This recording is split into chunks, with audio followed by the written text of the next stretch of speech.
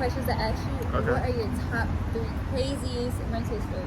Because your stories are hilarious. Man, I have a lot of those. So, top one, of course, everybody know about that one, the ATL scoop one. The I-8. Ended when officers say an Atlanta rapper crashed his $150,000 sports car right into the side of a police cruiser. And Channel 2 Action News has exclusive video of the moment investigators took him into custody. Rented to an artist. It was his birthday, too. That's what really baited me to let him get the car. Because at first I'm like, nah, man, you don't got insurance. I can't let you get the car or whatnot. And then he was like, yo, I'll give you an extra $1,000. Oh, this is the extra $1,000 person. Correct. So at that point, I'm like, all right, cool. It's just for a day. Give me the extra $1,000. Cool. Fast forward, he gets into some legal trouble. High-speed chase with what? Sandy Springs, City of Atlanta. Had 400 sold up. I thought he was just speeding. No, from my understanding, he was wanted. He was already wanted. In your car. In my car. And he was wanted already, and they was basically following him, from my understanding. Okay. And he went to Sandy Springs. Visited someone, but of course they still following him, but on the low key too. But then when he finally noticed they was following him, he tried to flee. And of course that's when the high speed chase happened. And then of course, I didn't know. I mean, because in the rental car game, we don't check people's backgrounds. You know what I'm saying? We're not checking your credit, your background, your criminal history. We don't check that type of stuff. At most, we may check is your motor vehicle record to make sure you're not a reckless driver or nothing like that. It was clean. Yeah. Like, everything was clean on that end that I was supposed to check. So I'm like, all right, cool. But that's one story. Another story, I remember one, and this might not be one of your craziest, but the one where you literally, the lady was on a flat tire. She had a flat tire and she was driving around the city and would not. Oh, with the Jeep. Yes. That's another story too. So like, okay, with that specific, the audacity. with that story, okay, the client was behind maybe like 3-4 days. Okay. Now, granted, she was in the car maybe 2-3 weeks, so I'd be a little lenient. I'd be realistic. Sometimes people get behind. Okay, cool. Why don't you communicate what's going on? Sometimes I'll work with you, but you give people an inch that will run them out sometimes. So in this specific scenario, client was behind, so she was, ducking my phone calls, ducking my assistant calls. But we have trackers on every car, so we can see that the car's still moving. So we're like, well, the car's still moving, so maybe she's purposely trying to avoid us. So luckily, it was close by at the time. I was in Buckhead. And I looked at the tracker. I'm like, oh man, they 10 minutes away. Let's go see where the car is. So they was at a shopping center. Did you go alone? I was with my assistant at the time. So we went to the shopping center they were at, and I guess they was doing a little shopping. So I was just gonna call my repo guy to repo it and just be done with it, But in this specific situation, as I'm calling, of course, we all know tow companies, we'll be there in like 120 minutes. It's always something crazy. So at that point, she got back in the car driving. Now, next thing I know, the car's flat. She running a flat tire. So now I'm like, okay, she has to pull over now and call us for roadside because we got our own roadside. She didn't call us. So she was just riding on the flat. So by that time, I'm just like, yo, she's going to make the car worse. So we followed her to where she, I guess where she resided. It was like a condo in Buckhead. And when she got there, there was like some Hispanics out, and they was willing to help her with the tire. So at that time, I'm like, we could get the car. I'm like, you know what? Let's wait for them to fix the tire, actually. That's one headache I don't have to worry about. So we waited for them to fix the tire, and then when they fixed the tire, that's when I, got out the car. And I kept it professional because sometimes people do try to get aggressive. But I understand that cars are materialistic. I've never put my life in jeopardy for a car. And that's what some people don't get. But, I kept it professional, just letting them know, like, hey, my team been trying to contact you. You're behind. So, unfortunately, we had to repossess the vehicle. And she understood. So, she kind of complied, which was good because most of the times people don't comply. Yeah. So, she gave the keys, and then she got her belongings out of the car, and that was that. So, that was... It was crazy, but it didn't end crazy. Yeah, it didn't end crazy. Now, another scenario I've had with a repo, right? It sounds wild, which is why I even plan on doing a vlog for certain stuff like that. So, you need to. I had a partner of mine. A client was in our GLE Mercedes. So, of course, that's like the one that all women like, the big Mercedes truck. Looks like a bubble, right? Basically. So big girl. A guy was renting it, and he got behind a few days. So my partner at the time wanted to repo it himself. And this is why I don't do repos myself. I let the experts be experts. Like if a guy does repos, let him do the repo. I know I'm not a repo guy, so why would I do the repo? Like, yeah, it seems so simple, but they all have different tactics on how to get the car with no hassle. So in this specific scenario, my partner at the time, and he's from Cameroon, so you know he's a little aggressive. So he wanted to go get the car himself, right? So I'm like, okay, cool, no problem. Being that I was dealing with that client, I'm like, okay, I'll go just to make sure things don't go left, right? So we get there, the tracker wasn't showing us the exact house it's at. So it was giving us like a range of like 4 or 5 houses. So me, I'm like, well, let's just try calling. Yeah, let's just try calling them. But at the time, my partner, he goes to ringing doorbells. I'm just like, yo, you're wilding. Like, why are you ringing people doorbells? So he run the wrong doorbell, and they called the actual client like, hey, somebody ringing doorbells looking for you. So you should tell me how that client came out the house to address the situation. Horrible.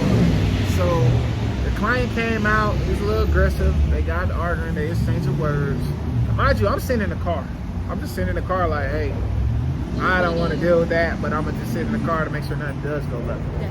So he felt a little threatened because he saw me sitting in the car. So he was thinking like, hey man, you got people in the car pulling up to my crib. I got my wife in here, my kid, which I understand because that's his privacy. I totally get that from his perspective. But so when I heard that, I got out the car so he could know it's me. Like, hey, no, it's me. Like, everything good. You just come to get the car. So by that time, he pulls the gun out. It's crazy. He pulled the assault rifle out. Wait, not just a regular gun. It was an assault rifle. He pulled the assault rifle out. He was like threatening my partner, like, get off my property, da da da. And granted, if you look at the laws, he has a right. He was on his property and he wasn't supposed to, so that's technically trespassing. So at that time, you know, that's why I like so big on my reputation, because at that time, if I wasn't there, who knows what could have happened. But once he saw me, I walked up and approached him once I saw the assault rifle, which was kind of dumb on my end because he has a gun. But at the time, I knew I could, you know, eliminate the situation. So I walked up, approached him, just like, hey man, it ain't nothing like that. We just coming to get the vehicle. And he's just like, man, I tried to tell him I was gonna pay what I owe, but he's coming to my house and da da da. I was like, I get that. It was to the point where the client was like, he didn't want to give the keys to my partner. He's like, I'm only gonna give the keys to AD, and I'm only gonna give the money to AD. That was his approach. So at the time, my partner was like, oh, I'm not leaving until I get the money. But we all know the whole goal of a repossession is to do what? Get the car. Get the car. We don't want the money. We want the car. We want the car, because as long as we got the car, we can continue making money. Like, we'll deal with the money later. If we want to take you to court, whatever the case may be, we'll do that later. Stupid. So at that time, I got the keys to the car, eliminated the situation, drove off. Yeah, so that was probably my craziest experience. Yeah, that was probably number one. So Like, how do you keep your cool in all of this, especially with your car getting totaled? And I keep my cool because I just understand it's part of the rental game, and then it's just like, it's not about if something happens, it's when something happens. and if you can replace it, that's Yeah. the biggest thing. So insurance, like now that I have commercial insurance, now if I got the client rental agreement, I got their driver's license, I got their Set, insurance solid. policy, I'm good. I don't care if you go run into a brick wall. I'm good. Because now if I have their insurance policy, I don't even file a claim on mine. I file a claim on theirs. We file a policy on theirs, because once you sign my rental agreement, you're saying you're 100% responsible, and You're you're giving liable at me this point. 100% access to file a claim on your policy if something happens to my car. So your insurance, but you can file it on their car insurance. Correct. So Okay. I have commercial insurance on all my vehicles, so they can be driven legally under the business. But then in order to rent from me, you got to have your own insurance, and it has to extend to car rentals. So, you know, when people car get into accident, their insurance company like, oh yeah, we'll give you a rental car for $50 a day, that type of thing. That lets me know that it extends to car rentals. The same situation. Okay. Now I know you're covered if something happens in my car. So now, what I know now, almost every Absolutely, accident like you is a do. win. Almost every accident Have you ever turns to had a a win. loss? Have I ever had a loss? Like a major loss. I haven't. Any major loss, if like, for example, like a totaled out car, insurance send us a check, they pay off the car, we send a check to the bank, now that car is paid off. So that was probably like the major loss. But like other than that, it's been minor losses. And sometimes you gotta weigh out your losses, because granted, you're gonna take some losses where I don't want to file a claim. Like for example, if I know the deductible is $1,000, but it costs $500 to get this window fixed, why would I pay? Yeah. You know what I'm saying? I would just go ahead and pay that out of pocket. You're not gonna file a claim for scratch. Exactly. So little stuff like that.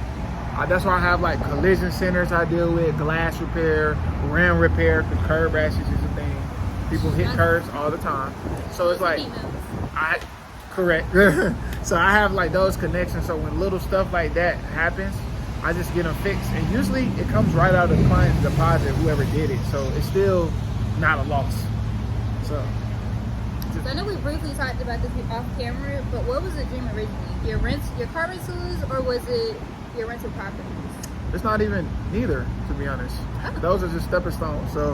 So there's a major goal. There's a major goal behind everything. So car rentals just got me started. That led to me getting real estate.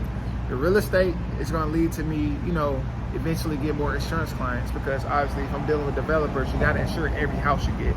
So, but the ultimate goal for me is to get a sports facility, which is, I have a girls' basketball. Like State Farm type of? Similar to OTE. Okay. If you ever seen OTE, similar to that, but not for a school.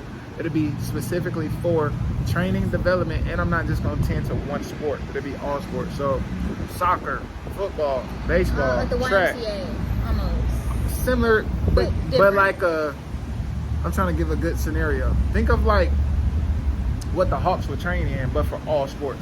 So think okay. So perfect. Something similar to that. That's my ultimate goal. Like sports is my thing, but all those are my stepping stones. They kind of all tie together. So like I got a girls basketball team, and I'll be launching my AAU team for the first time this summer, which is summer basketball. So being that I'm in the car runner space, so guess what? I'm gonna get a Sprinter van, throw the team logo on there, and we're gonna travel to all our games and stuff like that. It kind of go hand in hand. How did you get into like coaching girls?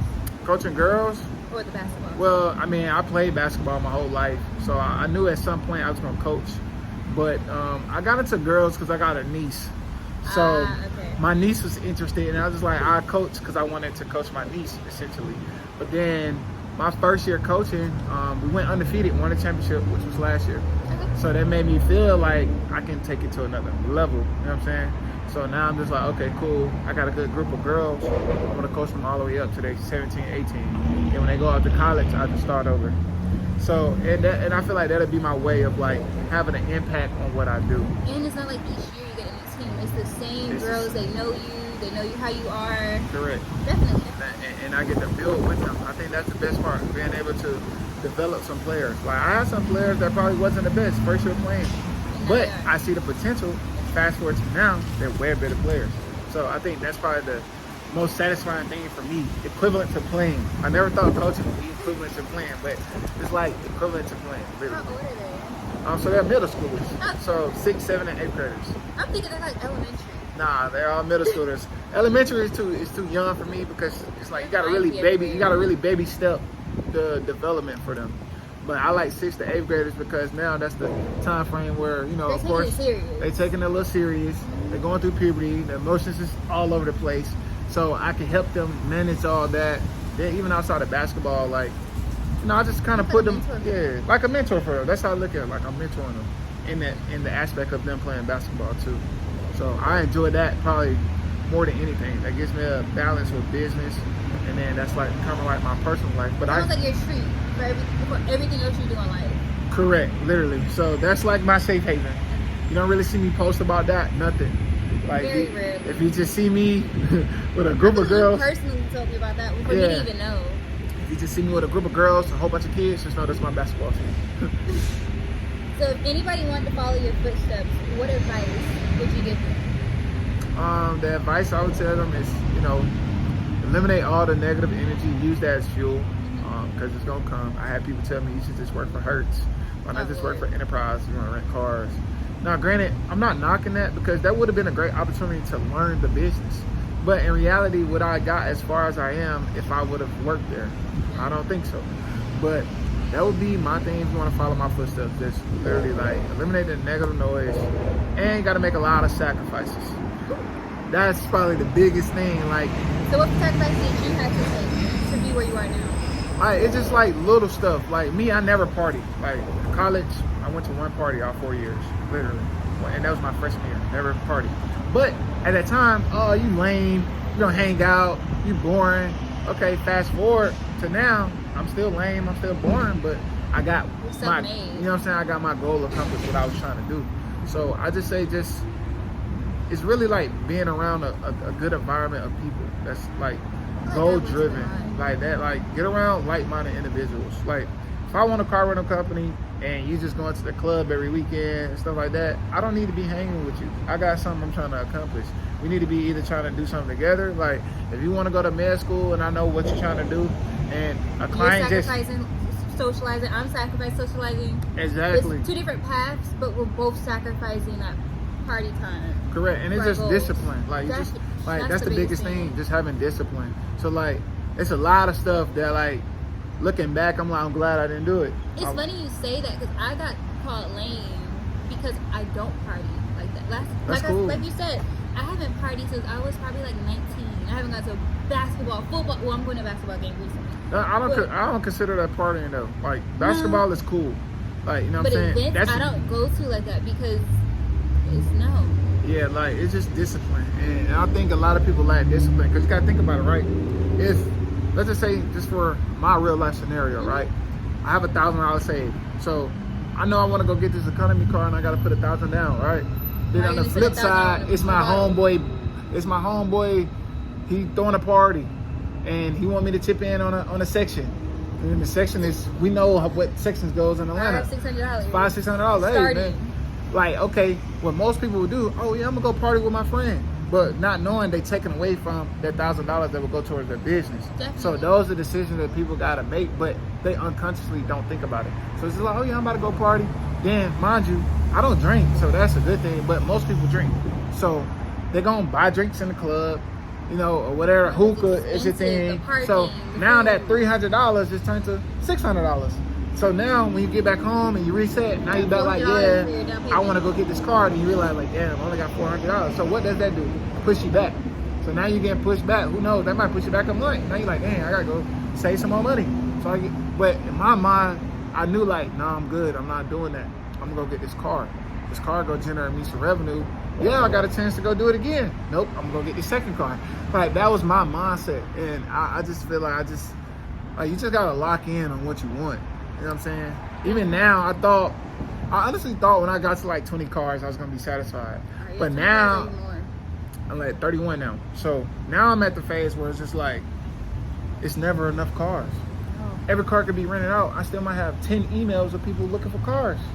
You know what I'm saying? And then now, like I have a driver in one of my cars. He does chauffeur service, but he rents for me. And now he can contact me every time. Now I get updates on, the airport out of car. So I'll be calling you a lot. Well, all these pickups I'm doing, I'll just bring them right to the warehouse, to the lot, and they'll get cars. So that's why I like the airport location as well. Yeah, exactly. Most people think you got to be in the city. I'll stay by the airport. That's where the money at. So is there a car that's off limits for you? I know you said Dodges and Durangos, but the do not rent, like the cars I would not rent. That you would not buy, you would not put in your business, like maybe a Lamborghini or like a McLaren or something. Okay, so I would not do a Dodge Charger, a Dodge Challenger, a Dodge Durango anymore. So no Dodges. No Dodges, period. Let's just start there. Yeah, no Dodges, period. I would not do a track Hawk, like a Jeep track Hawk. I would not do it. Yes. I would not. Hellcat is Dodger, but those are like the main no cars. So basically, the cars that are easily broken into, correct, and people can. Well, I mean, you gotta think about it. Like with those type of cars, you gotta know what type of client you're gonna attract. Rappers, and people showing up. Trappers, scammers, people who want to flex. They're gonna burn out in your car. They're gonna do donuts in your car. You know what I'm saying? Take pictures on your car like it's theirs. Stand on it, put a dent in the hood. Like I don't went. You know what I'm saying? I made a bet with one of my partners one time. I got a Hellcat. I was like, yo, I bet you $500 that car don't last 30 days. We bet. 2 weeks later, total. 2 weeks later, it didn't last 2 weeks. That was the easiest $500 I ever made. I remember when I got my rental like a year ago, it was my dream car. You texted me about it. Oh yeah, I remember. Okay, granted, this is not my dream car no more. We're upgraded to something new. But I got my K5. And I was like, hey, I'm gonna take it for a spin. I was like, let me see the power. I was like, yeah, you know what? This is not my car. So I took it to maybe 90, 95. And I was like, I can't. Like I literally felt shakes. So I was like, I don't want to damage this car. Yeah, and what most people fail to realize with those Chargers, like those are rear wheel drive. So like the back of the car pretty much controls when you turn and stuff. So that's why, just think about when it's raining. If the road is wet in those type of cars and you're going that fast, it's prone to hydroplane and maneuver. And that's why. And I literally got in an accident with someone who was in a track hawk because they were racing in the freaking rain. Yeah, because everybody want to drive fast or whatnot. So those cars are like the main ones I would not even. Would you add a Lamborghini or something to your fleet? Oh, absolutely. But it's not in Atlanta. It's in Miami.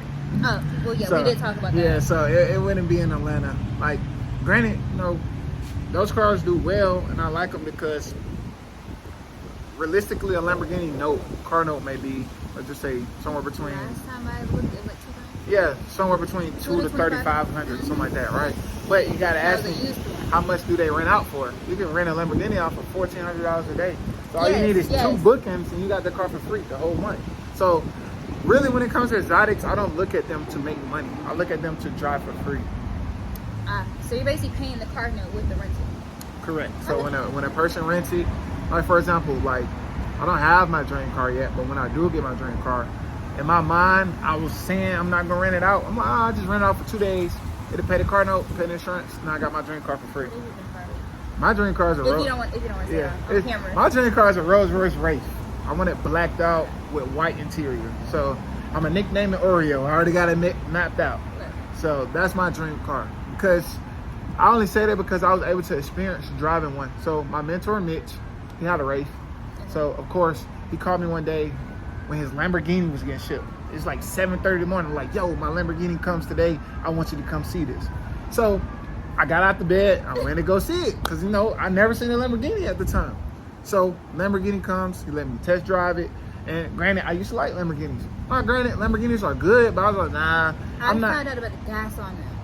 Whew, it was like killer. I think 10 miles per hour in the highway. It was something stupid. It's a killer. So I mean, I like the car, but I'm not a sporty. That made me realize I'm not a sport car type guy. I don't like fast cars. I like luxury cars. So when I test drove the Wraith, it's literally like a boat on water. Yeah. So like it's almost like driving a boat but on the street. Like you just like floating. It feels like you're just floating. So that's what I like. It's comfortable. So I was just like, yeah, this is more. I could rent out my dream car. Like I would want my car to be, especially since I drove my dream car. I'm gonna say it off camera, but like I literally got the freaking keys on my keychain. Okay. Like we're manifesting no, that's real because before I got any car, I used to look at them every day. There's an app called Car Gurus. Yes, I used to look every day, so I know what price I should be paying. So nobody gonna get over on me, nothing. So it's like when I go close deals on cars, let's just say I might get for example, like a C-Class. Those usually somewhere between 25 to 30,000. Now, if you're telling me like 37, 38, I'm gonna be like. So you get cars used? For the most part, yes. You don't have to. I've never bought a car brand new with 0 miles. I buy them all used because the moment they depreciate. As soon as you're out the lot, you can literally. And I tested this out myself because that's just me. I got a Porsche Macan. I drove it off the lot. Then I realized that I got a white one with beige interior and they had a white one with red interior. But it was so-called the same price. Took it back. I just said like a week later. Took it back like a week later. I was like, yeah, I think I want to trade it in for the red one. Bro, they counted depreciation for that 1 week. Like, total price was maybe like 44. Now they're like, oh yeah, it's only worth 39. I'm like, bro, I only had a car for like a week. You know what I'm saying? But that just comes with the game. So I understood that. So I was just like, there's no point in buying brand new cars. Just get a nice used car. I just want the bragging rights. Well, for myself, like, I got this car with 10 miles on it. Yeah, that's cool, but that's. And I'm not also trying to sell it either. Like, I want to keep this car all through med school, literally. See, like, for me, I mean, okay, like, for example, you said bragging rights, right? So that's like, you don't think that's like a pride thing? I mean bragging rights for myself. Oh, yeah. Because Because honestly, I don't even know if I'm gonna post when I get Yeah, my no, car. that's gonna be me, literally. Well, you're gonna you might see see- like 6 months later. You're I gonna see post me it. on my story because the seats are red. Yeah, The no, car I have facts. now is black leather. But yeah, I think like a lot of people in a car rental space think they gotta buy it brand new. I haven't like every car I never bought them brand new. That was used like maybe 10K miles, 20K miles. Like they still low miles, but not 0 miles. I never bought a car with 0 miles. Like just thinking about it, Yeah, I think the only car I bought that was closest to brand new was maybe a Tesla Model Y, like 2 years ago. Have those been damaged yet? 'Cause I feel like a lot of people do I crazy. got some damage with a Model 3. Okay. It totaled out actually, but I didn't think it should have. But insurance market they totaled out because Tesla parts are very expensive Okay. and they take forever to come. So insurance companies like, hey, we gotta just pay this car off, Then save get us it the fixed. headache. Yeah, exactly. So I had maybe one Tesla get totaled, a Model 3, and then I had a Model Y. The bumper, the trunk had a dent in it, and then the front bumper needed to be replaced. But nothing too crazy. I feel like mostly you talk about them dying than anything. Yeah, like, cause People don't I tell charge them. people forget to charge them. Like, this is not a car. When it's 10 miles on the Tesla, you need to be like 30 seconds away from the charging point. You're not gonna make it. They think, oh, I got 10 miles, but not knowing when you actually hit the pedal of the Tesla, it's killing the battery. It's the same thing It's with like gas, it's though. like a phone, Like literally. if you press the gas, you running more gas. It's literally like a phone. If my phone on 5% and I'm doing everything on social media trying to post, that 5% gonna turn to 2% real quick. It's gonna shut off. Exactly. So same scenario. So luckily I haven't had no issues, Crazy issues. lately with Tesla. So it's been kind of smooth. I feel like, granted, in that phase of car rental, you always gonna deal with the bad clients in the beginning. And nobody's gonna start off just getting the client they want. So I feel like now that I'm beyond that phase of dealing with the knuckleheads and all the bad clients, now I got the smooth, easygoing clients. So now it's like I can sleep good at night now. So that's the thing now. So to wrap it up, so you have all these accomplishments. What's next for you? That's a great question. Well, next for me, get a warehouse, hire a full staff so I don't have to do anything, and then maybe expand to one location inside the airport. That's maybe like one of my biggest goals from the car rental aspect, because granted, just think about if we got the busiest airport in the world, if I'm able to get a storefront of my company inside there with my rental cars, and mind you, I have luxury cars, so that separates me from everybody off rip. I'll be the only luxury car with exotics there. So that's my ultimate goal from the car rental aspect. But then outside of that, I want my facility for sports, host sporting events for the youth, get my AAU team, and just build from there with girls. Because granted, guys are always gonna be a thing with sports, just being honest. And you see like the Angel Reese's of the world and all of them, they're becoming a thing. So it's just like I'm kind of good. Like I got in coaching women or girls, I should say, while it's becoming popular. It's up and coming. Yeah, it's up and coming. So that's where I'm at now. Well, that was all my questions. Thank you for coming out. I greatly appreciate And don't it. forget to like, comment, and subscribe because this is a banger.